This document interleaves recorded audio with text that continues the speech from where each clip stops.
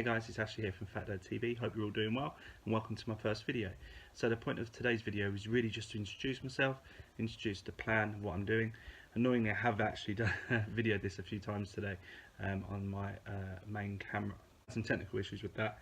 Well, my battery went and the lighting's not good enough, so I'm back to the old trusted iPhone for tonight. Embarrassingly, I recorded this, I thought, quite well on my camera.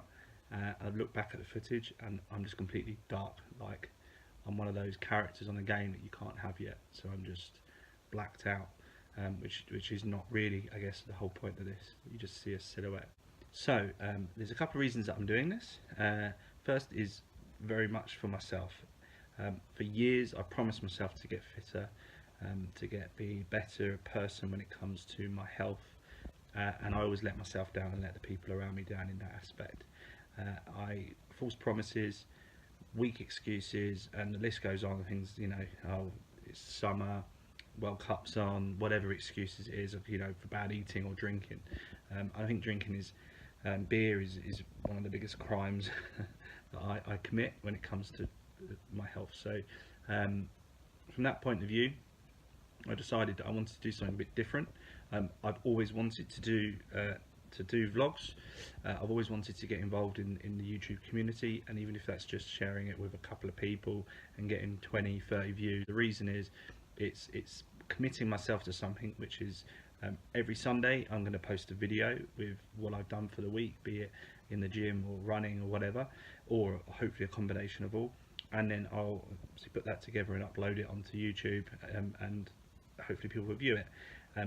And the only way that the content is going to be worthwhile putting online is if I actually follow through with my activities and my promises, which then obviously then will increase my health. So it's a win-win situation. The other reasons as well is from a information sharing point of view. Talking to friends, I said, you know, it's really hard getting out there to the gym. How do you find time, you know, with kids, with other commitments, obviously with work, with a commuting into work, with you know, seeing friends, seeing family? How do you find time to be selfish? And that really is what it is, isn't it? Because gym, especially if you're in the gym, you're by yourself. That's an area which I don't think the health and fitness medium, when it comes to social media and blogs, vlogs, YouTube tips and hints, videos, whatever it is, they don't focus on. They very much focus on, obviously, the fundamentals of this is how you do this. This is how you focus on this diet or whatever it is, which is all great information. But sometimes you just need that leg up on how do I get to that stage where I'm going, right, what's the best workout for me? What's the best diet for me? And this is the journey that I'm on. So it's how do I find the time to make sure I go to the gym 3 times a week, let's say? How do I make sure that I'm going out for a couple of runs? How do I make sure that I'm eating at the right time? How do I make sure I'm sleeping correctly? All of these things, especially with you know, an almost 2-year-old and wife being pregnant, another one on the way. You know, these are all obstacles which I'm not the only person that. These aren't challenges that I'm new. That is just like, oh, there's no one else out there in the world that's had this problem. Please help me, YouTube. It's very much, it's an obvious one, but it doesn't seem to be documented very often. So, and maybe it's just because the people that I do watch, and from a fitness point of view, if I go to their oldest videos, some of them may have been at this stage at some point, I don't know. So that's it as well, is putting the content out there, and if it helps other people, if it motivates them, like hopefully it motivates me, then to do it. Like I said, I've always wanted to do some form of vlogging. I don't think I'm that interesting as a person, but you know what, it's quite fun talking out loud. It sounds silly, but to yourself, because ultimately that's what I'm doing. I'm pretending I'm talking to people, but I'm not. I'm talking to myself, and it's quite nice to get your feelings and your thoughts out there. So just to put a bit more detail around the stats, the figures, within the gym that I go to, there you've got machines there which read all your body fat and all the rest of it, and it gives some really good information. I can go into granular detail, but I'm sure no one's that interested. But the kind of the top line stats are, I'm overweight. I weigh 16 stone almost, which is at least 2 stone more than I want to be. For a very long time I sat at the 14 stone, and I was always trying to work to get below that. And then I've just crept up, and now it's like, this is ridiculous, I can't do this anymore. So the idea is to aim for 14 stone. time frame, I'm not setting one on it yet. I think it's really important not to set unachievable goals that you don't understand, being that I don't understand what it takes to lose that weight yet. And if I set unrealistic goals, I'm just going to set myself up for failure and ultimately give up, and that's not what I need to do. Yesterday I did my first kind of vlog out doing activities, so I was out doing a park run, kind of filmed it in my thoughts before or after, so I'll kind of roll that next. So if you guys can let me know your thoughts on that as well, that would be great. Morning guys, it's Saturday, quite early. I think it's now just coming up to 20 to 9, and I'm coming out for a park run.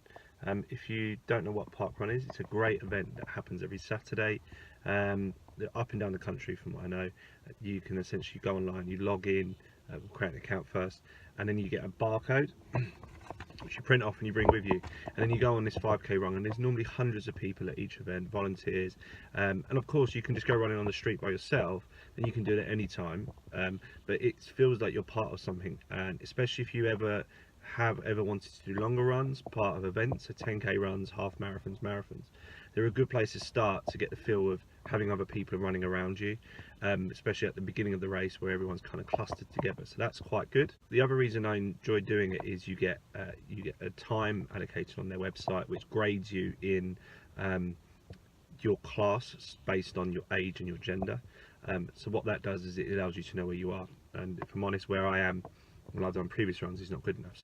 The last 2 park runs I've done, so that's 5k runs, is 36 minutes. I'm not the quickest runner, but that's still not good enough. That's way too slow, and I know it's just a mental thing, it's not a physical, because I've done longer runs and I've bettered my 5k distance, if that makes sense. So in my half marathon I did my quickest ever 5k, which tells you, okay, so why can I complete a 5k quicker in that time, but I can't do it when I'm doing just 5k? And what I think it is, and I might be wrong, is it's in here. So I'm getting to the track or to the woods or wherever it is I'm doing the run, and I'm thinking, oh, I'm only halfway through the run. Halfway through is 16, 17, 18 minutes. It's nothing. I'm only halfway through, and then I slow down.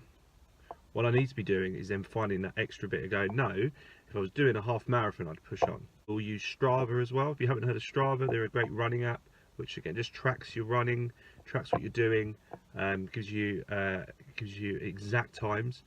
What's really good as well is it's linked into Parkrun, so it shows you what everyone else has done in terms of you were the 3rd quickest over this part of the track, or this is your personal best since the last time you did it. So that gives you rewards, and that gives you ideas of where you are in terms of your growth in your fitness. Whew. Damn, that was hard. I don't know if it's just because I haven't run for a few weeks, or because it's the hill. It's something I just learned looking at, so Strava gives you really good granular detail. This hill, which is on my left coming up, which you walk up at the beginning and the starting line's at the top, and then you go around, it's actually a climb of 81 meters, which I think is quite a lot. I don't know if you think it is, but you can imagine halfway around the course, you then got this hill. It's this hill behind me, and that's just the start of it, and it goes all the way up. So that bit was really hard. Looking at my time, I'm really happy actually. I think it's my fastest ever 5k run. It's definitely my fastest park run by some distance. So before it was about, I think it's 36 minutes 40, which just isn't good enough. So today I recorded 35 and 8 seconds. And what was really interesting was my fastest kilometre, again by some distance, was the last. Now it is downhill at the end, but I did that in 6 minutes flat, which is a good 45 seconds quicker than the first time I went round, which means that I need to start working on my strategy as well, maybe, because obviously if I've got something left in the tank at the end there, enough to be 40 seconds quicker than the first time I went around that same bit of track, then ultimately I need to be doing more the first time around and trying to spread that the cardio out and the energy out across the distance. Yeah, I was actually looking, I did a park run back in May, but I forgot my barcode, which if you don't have a barcode they can't scan you in, so it wasn't on their website. But Strava reminded me I did a 35:42 at non-such park, which is a lot flatter, so I'm really happy to beat that as well. Yeah, when I was walking from my car to the start, it's actually quite cold. I was in the shade in the woods. I was thinking, I need to really warm up. I don't want to be running cold. And as the time goes on, it's like, actually, no, it's really nice. And now, I mean, I don't know what it was 11 degrees when I left my house this morning. The sun's out and it's a beautiful day. So now I'm thinking I'm going to go home, have a shower, take the kid out, ice cream. No, not me. So that's got to be the plan, really. The last couple of times I've done a park run, I've had to give up halfway around because my back, so what I've had is this, it's like, you know when you get a stitch, but it's higher up in my shoulder blades, and then it's cramping. I feel like I can't breathe.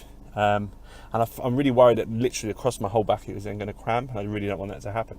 So I was very lucky I was able to go to see a sports masseuse who did had a look at me. We had a good chat about kind of the exercise that I do, the stuff that I'm planning to do, obviously part of this project, and he was a little bit concerned that maybe my spine alignment wasn't great, so he did some work, and today it was a lot better. I still had some pain and it slowed me down, so I walked a few times and I could have given up because it was hurting, but because I'm recording these videos, instantly my brain was going, I can't give up because I can't record afterwards saying I failed the first time.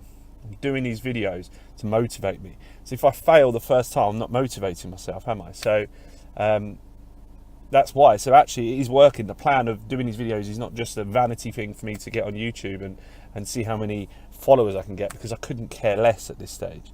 You know, if that then pushes me, if getting followers happens, and that pushes me then to do even more things that I at this point couldn't even imagine doing, then, you know, it's worth it for that. But at the moment, this is very much just I'm putting it out there so that I can't lie to myself. I can't give myself poor excuses why I can't do something. I have to do it because I'm committing to something. What I'm going to do is do the same place each week. So I dot around. I go to different ones. I've done non-such. I've done Priory Park. I've done Reigate Hill. I've done obviously here. I need to just keep going to the same one, and I've set the standard now. Right here, 35 and 8 seconds is my best time.